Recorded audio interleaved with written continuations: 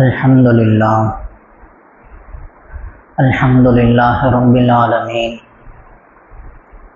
वल आक़िबतु लिल मुत्तक़ीन अस्सलातु वस्सलामु अला सय्यिदिना मुहम्मदिन व अला आलिहि व अस्हाबिहि अजमईन अम्मा बाद। क़ाल अल्लाहु तआला फ़िल क़ुरआनिल करीम अऊज़ु बिल्लाहि मिनश शैतानिर रजीम बिस्मिल्लाहिर रहमानिर रहीम इन्नल्लाह व मलाइकतहु युसल्लूना अलन नबी या अय्युहल्लज़ीना आमनू सल्लु अलैहि व सल्लिमू तस्लीमा। अल्लाहुम्मा सल्लि अला सय्यिदिना मुहम्मदिन व अला आलि सय्यिदिना मुहम्मदिन अल्लज़ी कुरिनतिल बरकतु बिज़ातिही व मुहय्या व तअत्तरतिल अवालिमु बितिबि ज़िक्रिही व रय्या। எல்லா புகழும் புகழ்ச்சியும் அல்லாஹ் ஜல்ல சுப்ஹானஹு தஆலா ஒருவனுக்கு உரித்தாகட்டுமாக. ஆமீன். நபிகள் நாயகம் ஸல்லல்லாஹு அலைஹி வஸல்லம் அவர்கள் மீதும் அனைத்து சஹாபாக்கள், தாபிஈன்கள், தபா தாபிஈன்கள், உலமாக்கள், சுஹதாக்கள், அக்தாபுகள், அவுலியாக்கள், குறிப்பாக இங்கே குழுமி இருக்கிற நம் அனைவரின் மீதும், முஸ்லிம் சமூகத்தினர் அனைவரின் மீதும் அல்லாஹ்வின் அன்பும் அருளும் குறைவின்றி நிறைவாக உண்டாகட்டுமாக. ஆமீன். அல்லாஹ் தஆலா நம் அனைவருக்கும் இன்னும் இது போன்று பல ரமலான்களை அடையக்கூடிய நசீபை அல்லாஹ் தருவானாக. உடல் ஆரோக்கியத்தை, ஆஃபியத்தை, சலாமத்தை தருவானாக. நோய் இல்லாத வாழ்வை அல்லாஹ் தருவானாக. எதிரிகளின் சூழ்ச்சிகளை விட்டு முஸ்லிம் சமூகத்தினர் அனைவரையும் அல்லாஹ் காப்பாற்றுவானாக. பலஸ்தீன் மக்களுக்கு சந்தோஷத்தை, மகிழ்ச்சியை அல்லாஹ் தருவானாக. அல்லாஹ் தஆலா நம்முடைய அனைத்து நோன்பையும், தொழுகைகளையும், தான தர்மங்களையும், திலாவத்துகளையும், திக்ருகளையும், துஆக்களையும் அல்லாஹ் அங்கீகரித்துக் கொள்வானாக. நாம் எல்லாம் ரமலான் மாதத்தினுடைய இறுதி ஜுமாவில் இருக்கிறோம். ரமலான் மாதத்தினுடைய முதல் ஜுமாவை நாம் எல்லாம் வரவேற்றோம், சந்தோஷப்பட்டோம். ரமலான் வருகிறது என்பதாக ஏராளமான நன்மைகளை இந்த ரமலான் நமக்கு தந்து கொண்டிருக்கிறது. இந்த ரமலான் மாதத்தினுடைய இறுதி ஜும்மாவிற்கு ஜும்அத்துல் விதா என்று பெயர், விடைபெறக்கூடிய ரமலான் என்று பெயர். இந்த நேரத்தில் நாம் எல்லாம் கவலைப்பட வேண்டும். நம்மை விட்டு ரமலான் செல்கிறதே என்கிற கவலை ஒவ்வொரு முஸ்லீமான ஆணுக்கும் பெண்ணுக்கும் இருக்க வேண்டும். கொஞ்சம் யோசித்து பாருங்கள், ரமலானில் நாம் எப்படி இருந்தோம்? காலை நேரத்தில் தஹஜ்ஜத்தை தொழுதோம், ஃபஜ்ருடைய தொழுகையை ஜமாஅத்தோடு தொழுதோம். அல்லாஹுக்கு பிடித்தமான முஹஸ்துதி என்கிற அடுத்தவருக்காக வேண்டி காட்டுதல் இல்லாமல் எல்லா இபாதத்திலேயும் முஹஸ்துதி கலந்து விடுவதற்கு வாய்ப்பு இருக்கிறது. ஆனால் நோன்பில் மட்டும் முஹஸ்துதி கலக்காத ஒரு இபாதத் எதுவென்று சொன்னால் அது நோன்புதான். அப்படிப்பட்ட நோன்பை அல்லாஹ்விற்காக வேண்டி நாம் எல்லாம் வைத்தோம். தனிமையில் தண்ணீரை குடித்து கொள்வதற்கு வாய்ப்பிருந்தும், இரவு நேரத்தில் மனைவியோடு சேருவதற்கு வாய்ப்பிருந்தும், நாம் நம்மை பத்தினித்தனமாக அல்லாஹுக்காக வேண்டி ஒரு மாத காலம் முழுக்க நாம் இபாதத்தில் நாம் கழித்தோம் நம்முடைய வாழ்க்கையை. அதே போன்று ரமலானோடு இந்த இபாதத்துகள் முடிந்து விடாமல் ரமலானை தொடர்ந்தும் இபாதத்துகள் தொடர வேண்டும். நாம் எப்படி தஹஜ்ஜத் தொழுதோமோ, ரமலான் அல்லாத காலத்தில் குறைந்தபட்சம் 2 ரக்காத்தாவது தஹஜ்ஜத் தொழுக வேண்டும். ரமலானில் நாம் எல்லாம் குர்ஆனை ஓதினோம், அதிகப்படியாக திக்ர் செய்தோம், அல்லாஹ்விடத்திலே மன்றாடினோம். அதே போல கொஞ்சமாவது நாம் குர்ஆனை காலையிலும் மாலையிலும் குர்ஆனை ஓத வேண்டும். அதிகப்படியாக நாம் சஜிதா செய்தோம். தராவீத் என்கிற தொழுகையில் இமாம்கள் சொல்லித் தருகிறார்கள், பெரும்பாவம் எல்லாம் தராவீ தொழுகையின் மூலமாக அது சிறிய பாவமாக மாற்றப்படுகிறது என்பதாக அறிஞர் பெருமக்கள் சொல்லுகிறார்கள். நம்முடைய வாழ்வில் எத்தனையோ பெரும்பாவங்கள், பொய் பேசியிருக்கிறோம், புறம் பேசியிருக்கிறோம்.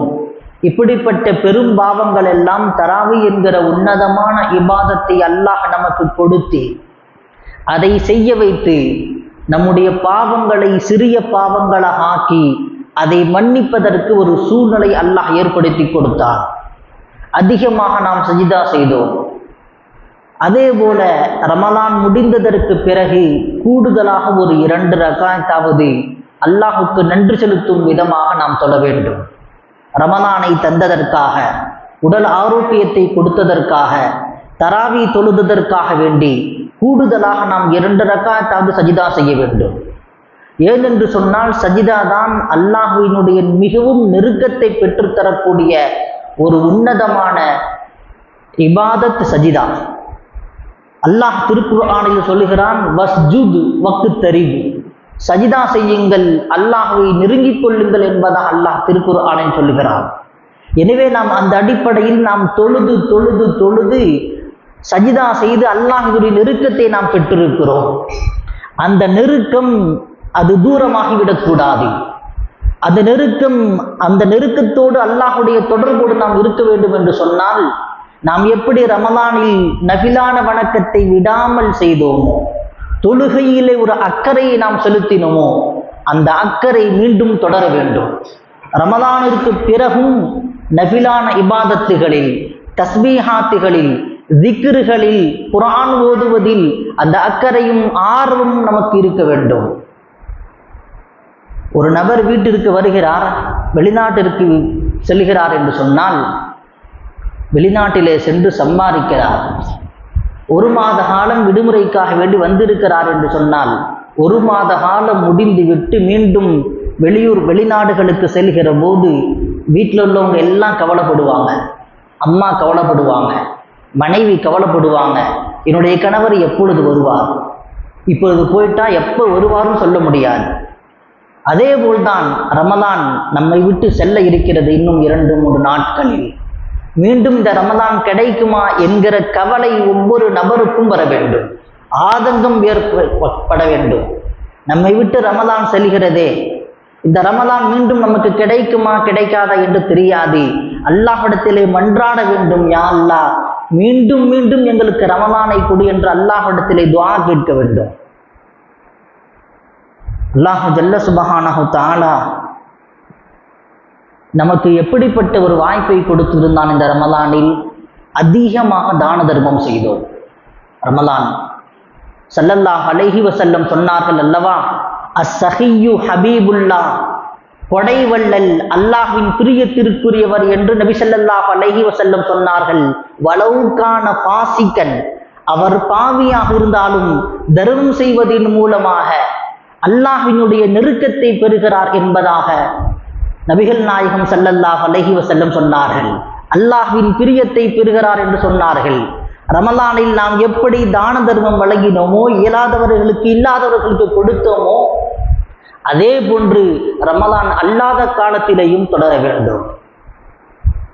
மக்கமா நகரில் ஒரு வாலிபர், அவர் இளைஞராக இருக்கிறார். அவர் திடீரென்று வஃபாத் ஆகிறார். அங்கே மதீனா மக்கமா நகரிலே 50 ஆண்டு காலம் குளிப்பாட்டக்கூடிய பணியை செய்த அப்பாஸ் என்ப நபர், அவர் சொல்றார், அவர் தான் எப்பொழுதும் போய் கஃபனை மாற்றி குளிப்பாட்டுவார். அவர் போறார். போயிட்டு அந்த ஜனாசாவை பார்த்து விட்டு ஆச்சரியப்பட்டு போனார். 50 ஆண்டு காலம் நான் ஜனாசாவை குளிப்பாட்டி இருக்கிறேன். எந்த ஒரு ஜனாசாவும் இவ்வளவு ஒளியாக இருந்தது கிடையாது. ஏதோ ஒரு 100 வாட்ஸ் 200 வாட்ஸ் லைட்டுகளை கொண்டு வந்து அவருடைய மூஞ்சியில் அடித்தால் எவ்வளவு பிரகாசமாக மின்னுமோ ஒளிருமோ அது போல முகமெல்லாம் ஜொலிக்கிறது. ஒரு சாதாரண ஒரு இளைஞர் அவருடைய ஜனாசாவினுடைய முகம் இப்படி மின்னுகிறது என்று சொன்னால் இதற்கான காரணம் என்ன?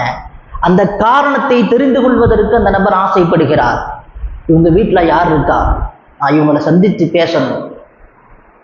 போய் கேட்குறாங்க, இவருடைய அமல் என்னன்னு கேட்குறாங்க. 5 நேரம் தொழுவார், 6 நாட்கள் இங்கே தான் இருப்பார்.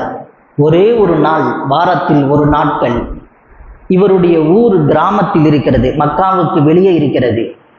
இவர் வெளியே ஒரு வாகனம் வைத்திருக்கிறார், ஒரு வண்டி வைத்திருக்கிறார். வாகனம் முழுவதும் ரொட்டிகளை, பிரெட்டுகளை, பேரித்தம்பழங்களை நிரப்புவார். எல்லாத்தையும் நிரப்பிக்கொண்டு எந்த அளவுக்கு நிரப்ப முடியுமோ அந்த அளவுக்கு நிரப்பிக்கொண்டு தன்னுடைய தாத்தாவை சந்திப்பதற்காக வேண்டி வாரத்திற்கு ஒரு நாள் அவர் ஊருக்கு போவார், தன்னுடைய கிராமத்திற்கு செல்வார். தன்னுடைய தாத்தாவை சந்திப்பதற்கு முன்பாக டோர் பை டோராக அனைத்து பேரித்தம்பழங்களையும் ரொட்டிகளையும் அவர் வாங்கிய பன்னுகளையும் அத்தனையும் சதக்கா செய்து விடுவார். தன்னுடைய தாத்தாவிற்கு சில பழங்களை வாங்கி கொண்டு, சில பேரித்தம்பழங்களை வாங்கி கொண்டு போய் கொடுத்து விட்டு அன்றைய நாள் முழுவதும் அங்கே இருந்து விட்டு மீண்டும் மக்கா மாநகருக்கு வந்து விடுவார். இதுதான் இவருடைய பணி என்பதாக சொல்லப்படுகிறது.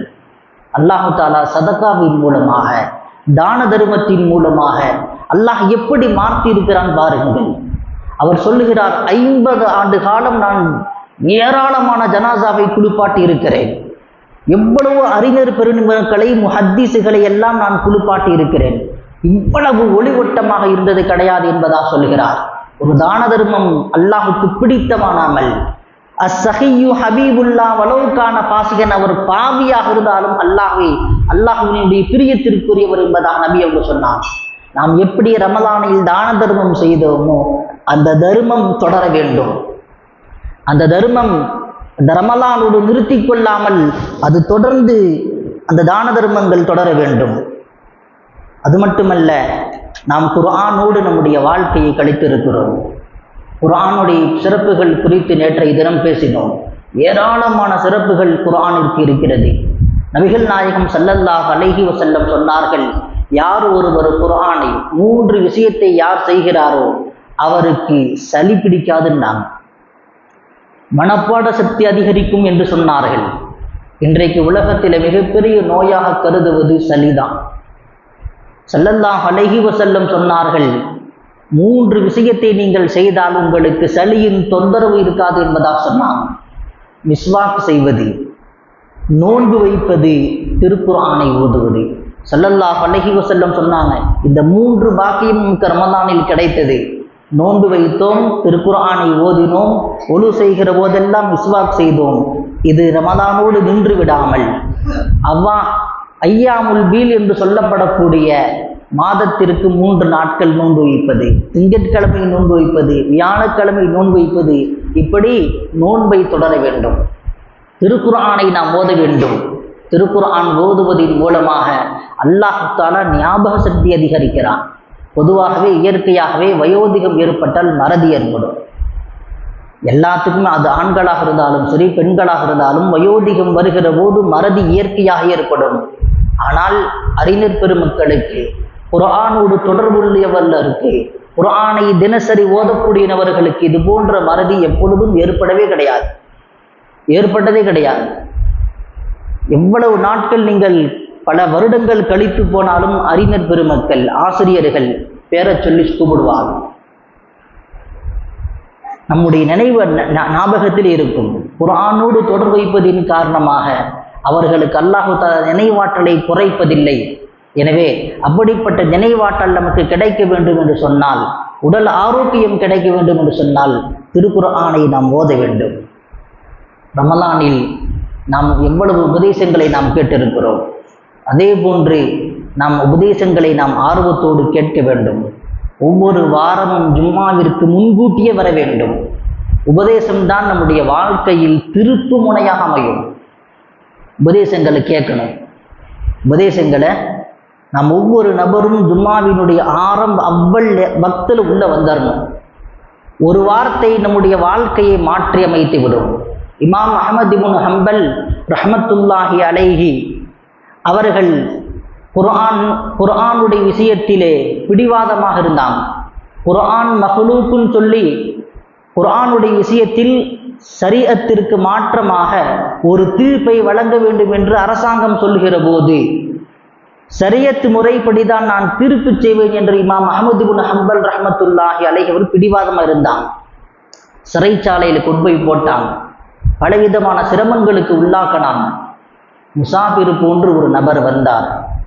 அவர் செய்த ஒரே ஒரு ஒற்றை வார்த்தை தான், நான் என்னுடைய ஷரியத்தில் நான் பிடிவாதமாக இருப்பதற்கு அவருடைய ஒரே ஒரு உபதேசம்தான் காரணமாக இருந்தது. அவர் முசாஃபிர் போல தோற்றத்தில் இருந்தார்.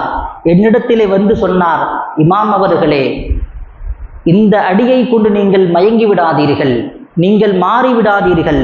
அல்லாஹு தாலா உங்களுக்கு மிகப்பெரிய கூலியை அல்லாஹ் வைத்திருக்கிறான். நிச்சயம் உங்களுக்கு உயர்ந்த சொர்க்கம் கிடைக்கும் என்பதாக நீங்கள் ஒரு காலம் எவ்வளவு அடி வாங்கினாலும் சரி, எவ்வளவு சிரமத்திற்கு உள்ளாக்கப்பட்டாலும் சரி, ஷரியத்தை விட்டு கொடுத்து விடாதீர்கள் என்று ஒரே ஒரு நபர் செய்த உபதேசம்தான். இமாம் அவர்கள் சொன்னார்கள், நான் எத்தனையோ நபர்களுக்கு மணிக்கணக்காக உபதேசம் செய்திருக்கிறேன், ஆனால் என்னுடைய வாழ்க்கையில் நான் ஷரியத்தை பிடிவாதமாக, ஷரியத்தை முழுமையாக பற்றி பிடிப்பதற்கு ஒரே ஒரு நபரினுடைய உபதேசம் தான் காரணம், ஒற்றை வார்த்தை தான் காரணம் என்பதாக சொன்னாங்க. பயான் பேசும் ஆரைக்கும் தராய் முடிஞ்சு ஓடிடுவாங்க. கேட்கணும், ஒரு 10 நிமிட பயான் கேட்க வேண்டும். ஒரு 1/4 மணி நேரம் ஒவ்வொரு வாரமும் ஜும்மாவிலே ஒரு அரை மணி நேரம், அதிகபட்சமாக அரை மணி நேரம் பண்ணுறோம். 25 நிமிஷம் தான் பயான். ஒரு சில வாரங்கள் அரை மணி நேரம் ஆகும். நம்முடைய வாழ்க்கையை திருப்பி போடும் உபதேசம் என்பதே. வாழ்க்கையிலே உபதேசத்தை நாம் கேட்க வேண்டும். இது போன்ற ஜும்மாவினுடைய மேடைகள் மூலமாக திருந்தியவர்கள், இந்த உபதேசங்களை கேட்டு திருந்தியவர்கள் ஏராளமான பேர். எனவே இது போன்ற உபதேசங்களை நாம் புறக்கணிக்க கூடாது.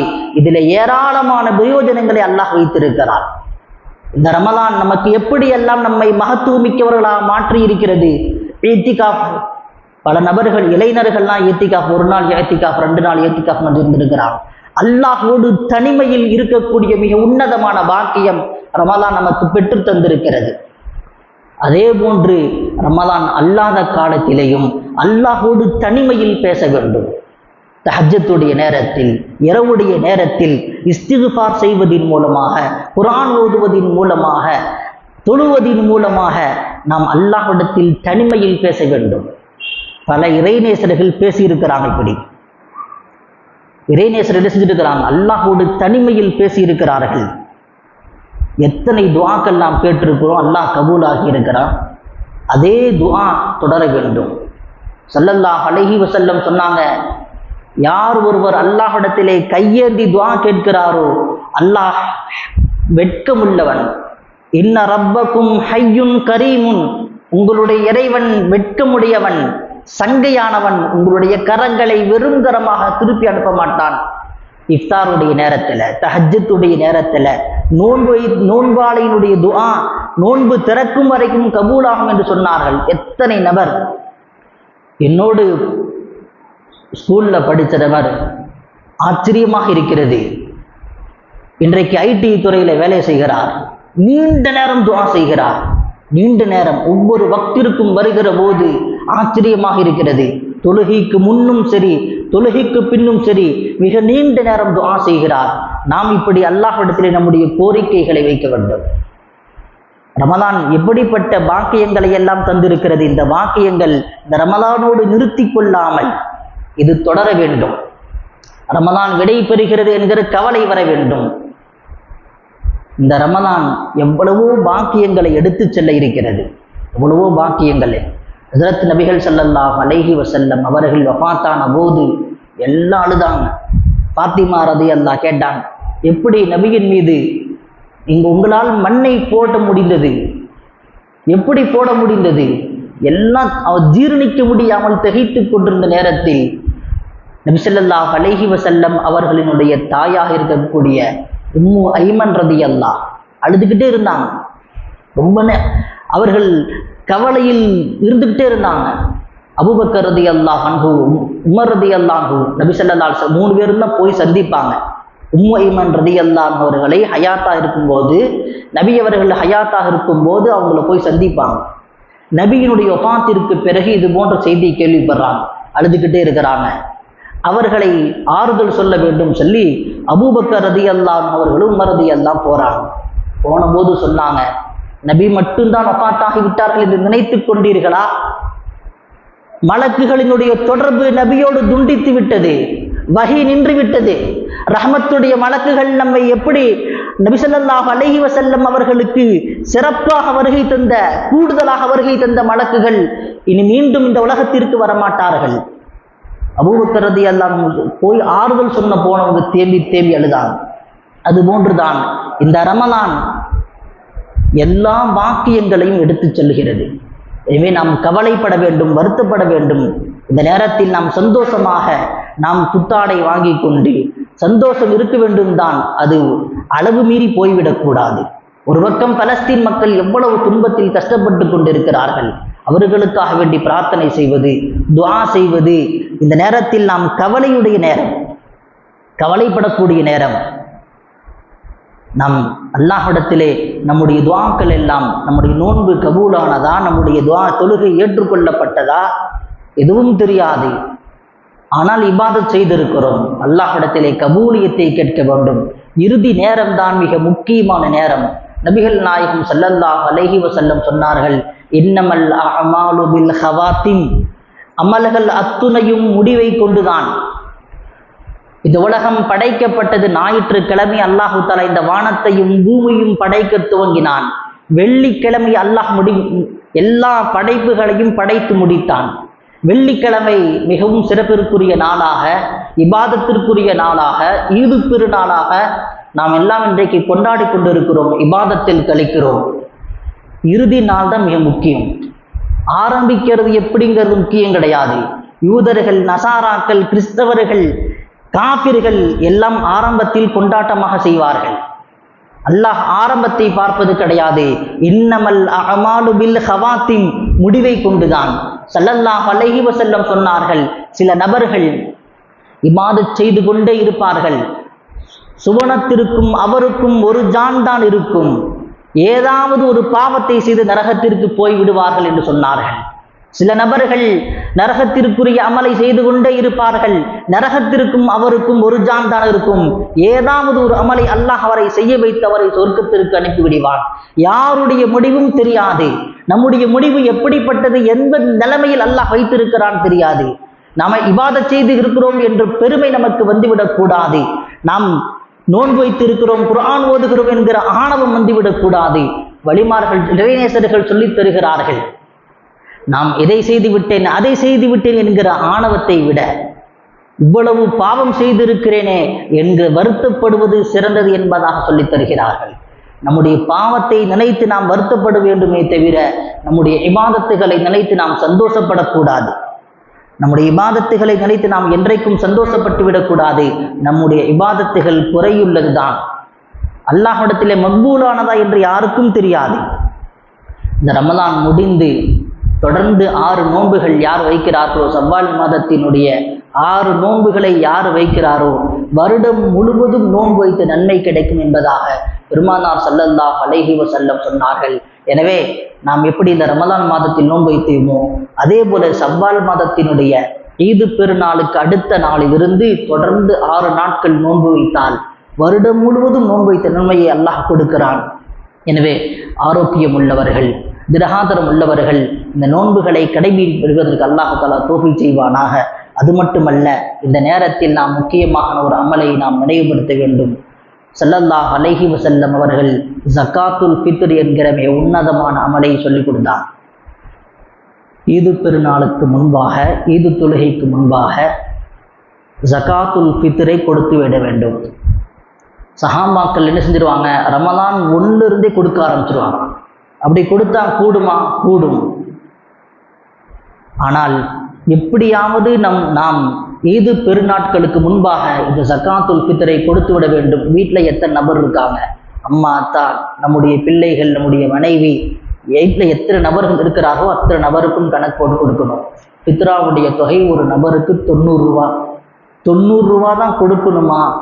வசதி உள்ளவர்கள் எவ்வளவு வேண்டுமானாலும் கொடுக்கலாம், 900 ரூபா கூட கொடுக்கலாம். 9,000 ரூபாய் கூட கொடுக்கலாம். அவருடைய வசதிக்கு தகுந்தாற் போல் அதிகப்படுத்தி கொடுக்கலாம். அதற்கு தடையே கிடையாது. எவ்வளவு அதிகப்படுத்தி கொடுத்தாலும் அல்லாஹ் அதற்கு சவாபை தருவதற்கு தருவார். ஆனால் குறைத்து விடக்கூடாது. 90 ரூபாய் நிர்ணயமாக செய்யப்பட்டிருக்கிறது. அதற்கு குறைவாக கொடுத்து விடக்கூடாது. அதற்கு அதிகமாக எவ்வளவு வேண்டுமானால் 100 ரூபாயா கூட 100 ரூபா, 500, ஒரு நபருக்கு 500 ரூபாய் கூட கொடுக்கலாம். நம்முடைய வசதிக்கு தகுந்தாற் போல் நாம் கூட்டி கொடுக்கலாமே தவிர நாம் குறைத்து விடக்கூடாது. ஸல்லல்லாஹு அலைஹி வஸல்லம் சொன்னார்கள், நோன்பில் உள்ள குறைகளை அல்லாஹு தஆலா இந்த சதக்கத்துல் ஃபித்ரின் மூலமாக அல்லாஹு தஆலா மன்னிக்கிறான்.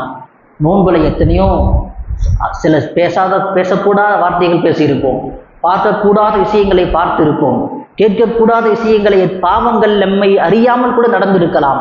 அப்படிப்பட்ட அந்த பாவங்கள் எல்லாம் ஜகாத்துல் ஃபித்ரின் மூலமாக அல்லாஹு தஆலா நோன்பில் ஏற்பட்ட குறைகளை, பாவங்களை அல்லாஹ் மன்னிக்கிறான். அது மட்டுமல்ல, நாம் இந்த ஒவ்வொரு நேரத்திலையும் துஆ செய்ய வேண்டும். அல்லாஹும்ம யா முகல்லிபல் குலூப், யா அல்லாஹ் என்னுடைய உள்ளங்களை இஸ்லாத்தின் மீது ஆக்கி விடுவாயாக. சப்பித்து கல்வி அலா தீனிக்க. நபி அவங்க அதிகமாக துவா செஞ்சாங்க. அல்லாஹும்ம யா முகல்லிபல் குலூப் சப்பித்து கல்வி அலா தீனிக்க. ஆயிஷா ரலியல்லாஹு கேட்டாங்க, யா ரசூலல்லாஹ், இந்த துஆவை என்ன இப்படி ஒவ்வொரு நேரமும் கேட்டுக்கிட்டே இருக்கிறீங்களே, இந்த துஆவை கேட்காமல் நபி அவர்கள் முடிக்க மாட்டாங்க. அந்த அளவுக்கு துஆ கேட்டிருக்கிறாங்க. ஆயிஷா ரலியல்லாஹு கேட்டாங்க, இவ்வளவு அதிகமா இந்த துஆ கேட்கிறீங்களே அப்படின்னு கேட்டபோது நபி அவங்க சொன்னாங்க, ஒவ்வொரு மனிதருடைய உள்ளமும் அல்லாஹ்வினுடைய விரல்களுக்கு மத்தியில் இருக்கிறதுன்றாங்க. இந்த 2 விரலை சுட்டி காட்டி இந்த விரல்களுக்கு மத்தியில் இருக்கிறது. அல்லாஹ் யாரை எப்படி திருப்புவான் என்று தெரியாது. எனவே அல்லாஹ்விடத்தில் கெஞ்சிக் கொண்டே இருக்க வேண்டும், மன்றாடிக் கொண்டே இருக்க வேண்டும். யா அல்லாஹ், ஹிதாயத்தை விட்டு, நேர்வழியை விட்டு எங்களை திருப்பி விடாதே, இஸ்லாத்தின் மீது, உன்னுடைய தீனின் மீது என்னை நிலைக்கு செய்துவிடு என்று அல்லாஹ்விடத்திலே மன்றாடிக் கொண்டே இருக்க வேண்டும். நமக்கெல்லாம் மிகப்பெரிய முன்னுதாரணம் இப்லீஸ் தான். அவன் சஜிதா செய்யாத இடமே கிடையாது இந்த உலகத்தில்.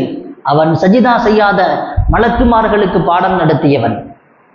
அவனுடைய பேர் இருக்குதுங்களே, ஹதீஸ் கிதாபுகள்ல, தப்சீர்கள்ல வருது. அவனுக்கு ஒவ்வொரு வானத்திலேயும் ஒவ்வொரு பேரு. முதல் வானத்துல வணக்கசாலின் பேர், ஆபீதின் பேர். சைத்தானுக்கு, இப்லீஸுக்கு முதல் வானத்தில் ஆபீதின் பேர், 2வது வானத்தில் ஆலிம் பேரு, மலக்குமார்களுக்கு பாடம் நடத்தியவன். 3வது வானத்தில் ஆரிஃபும் பேரு, அல்லாஹ்வை அறிந்து வணங்கியவன். நாம் இன்றைக்கு அல்லாஹ்வை அறியாமல் வணங்கி கொண்டிருக்கிறோம். அல்லாஹ்வை புரிந்து வணங்கியவன் இப்லீஸ். 3வது வானத்தில் ஆரிஃபின் பேர். 4வது வானத்தில் இப்லீஸுடைய பேர் வலியுல்லான் பேர். 4வது வானத்தில் இப்லீஸுக்கு வலியுல்லா என்று பெயர். 5வது வானத்தில் தேர்ந்தெடுக்கப்பட்டவன் என்று பெயர். அல்லாஹ் ஜல்ல சுப்ஹானஹு தஆலா நபிமார்களை, வலிமார்களை, சஹாபாக்களை, தனக்கு பிரியமுள்ளவர்களை அல்லாஹ் தேர்ந்தெடுக்கிறார். அப்படிப்பட்ட தேர்வு செய்யப்பட்ட நபர்களில் ஒருவன் தான் இப்லீஸ். 5வது வானத்தில் அவனுக்கு தேர்ந்தெடுக்கப்பட்டவன் என்று பெயர். 6வது வானத்தில் மலக்குகளுக்கெல்லாம் சையீதுல் மலாயிகா என்று பெயர். அப்படிப்பட்ட உயர்ந்த அந்தஸ்தில் இருந்தவன். அவனுடைய நிலைமை 7வது வானத்தில் தான் அவனுடைய பெயர் லஅனத்துல்லா என்று இருந்தது. பயப்பட வேண்டும், அல்லாஹ்வை பயப்பட வேண்டும். நாம் இபாதத் செய்திருக்கிறோம் என்கிற எண்ணம் நமக்கு ஒருபோதும் வந்துவிடக்கூடாது. 7வது வானத்தில் லஅனத்துல்லா என்று பெயர். அந்த ஒரு பெயரின் மூலமாக ஒட்டுமொத்த அனைத்து பேரும், எல்லாம் பேரும், அந்த பேரெல்லாம் வீணாமல் போனது. எவ்வளவு பெரிய பாக்கியத்தில் இருந்தவன், அல்லாஹ்வினுடைய நெருக்கத்தை பெற்றவன். ஆனால் அவனுடைய இறுதி முடிவு மாற்றமாக ஆனது. எனவே நாம் அதை செய்திருக்கிறோம், இதை செய்திருக்கிறோம் என்கிற எண்ணம் மட்டும் கடுகளவு கூட வந்துவிடக்கூடாது. பெருமையை போட்டு விடுவான். சைத்தான் ஒவ்வொரு நபரையும் சவால் விட்டு வந்திருக்கிறான். ரப்பிடத்தில் வாதாடி வந்திருக்கிறான். ரப்பை எனக்கு அவகாசம் கொடுக்க வேண்டும். அந்த நேரத்தில் கூட, அல்லாஹ் துரத்துகிற போது கூட அவன் அல்லாஹ்விடத்தில் ஒரு கோரிக்கையை வைத்தான். யா அல்லாஹ், நான் வழிகெடுப்பேன், அத்துணை நபரை வழிகெடுப்பேன் என்று சொன்னான். என்னுடைய இஹ்லாஸான அடியார்களை வழிகெடுக்க முடியாது என்று அல்லாஹ் அவகாசத்தை கொடுத்து அல்லாஹ் தஆலா அவனை அனுப்பினான். எனவே சைத்தான் கெடுப்பதற்கு முயற்சி செய்து கொண்டே இருப்பான். இரத்த நாளங்கள்ல ஓடுகிறான் சைத்தான். சைத்தான் இரத்த நாளங்களில் ஓடிக்கொண்டிருக்கிறான். எனவே நாம் பயப்பட வேண்டும். அல்லாஹ்விடத்திலே துஆ கேட்டுக்கொண்டே இருக்க வேண்டும். யா அல்லாஹ் எங்களை பாதுகாத்து விடு, ஈமானோடு வாழ வைத்து விடு. எத்தனையோ நபர்கள் இஸ்லாமிய முறைப்படி வாழ்ந்தவர்கள் கடைசியில் மரணிக்கும் போது இஸ்லாத்தை விட்டவர்களாக மரணித்திருக்கிறார்கள். அல்லாஹ் பாதுகாக்க வேண்டும். எனவே நாம் அல்லாஹ்விடத்திலே, இது கவலைக்குரிய நேரம், ரமலான் விடைபெறக்கூடிய நேரம் இருக்கிறது, இது கவலைக்குரிய நேரம். அல்லாஹ் ஜல்ல சுப்ஹானஹு தஆலா நம்ம அனைவருடைய இபாதத்தை கபூல் செய்வானாக. பெருமையை விட்டு பாதுகாக்க வேண்டும். கடுகளவு பெருமை இருந்தாலும் அல்லாஹ் சுவனத்திற்கு அனுப்ப மாட்டான் என்று பெருமானார் ஸல்லல்லாஹு அலைஹி வஸல்லம் சொன்னாங்க. எனவே பெருமை வந்துவிடக்கூடாது, முகஸ்துதி வந்துவிடக்கூடாது. என்னை பாராட்ட வேண்டும், என்னை புகழ வேண்டும் என்கிற எண்ணம் அந்த எண்ணம் வந்துடக்கூடாது. அந்த எண்ணத்தை போட்டு அவன் சரி செஞ்சிருவான், சைத்தான் எடுத்து விடுவான். எனவே அந்த எண்ணம் மட்டும் வந்து விடாமல் அல்லாஹ் நம் அனைவரையும் பாதுகாப்பானாக. நம்முடைய பெற்றோரை, மனைவி, பிள்ளைகளை காப்பாற்றுவானாக. அல்லாஹ் ஜல்ல சுப்ஹானஹு தஆலா நம்முடைய இறுதி முடிவை கைரான முடிவாக ஆக்குவானாக. ஈமானோடு மரணிக்கிற உயர்ந்த நசீபி அல்லாஹ் தருவானாக. நம்முடைய கல்புகளை தீன் முறைப்படி அல்லாஹ் வாழுவதற்கு அல்லாஹ் தஆலா நம்முடைய கல்பை ஸ்திரப்படுத்துவானாக. ஆமீன். வ ஆகிரு தஅவானா அல்ஹம்துலில்லாஹி ரப்பில் ஆலமீன்.